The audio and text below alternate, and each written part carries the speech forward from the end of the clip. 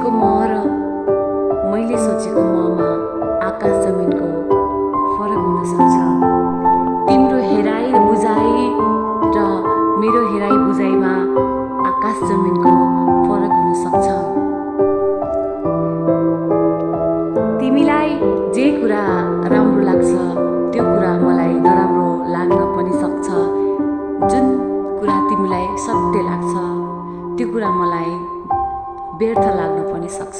त्यसैले हामी यो संसारमा एकदमै अलग्गै प्राणी हौ र हाम्रो आफ्नो आफ्नै अस्तित्व छ।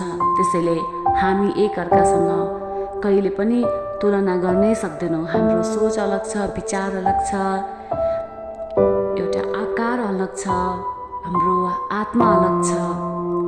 हामी बिल्कुलै अलग प्राणी हौँ।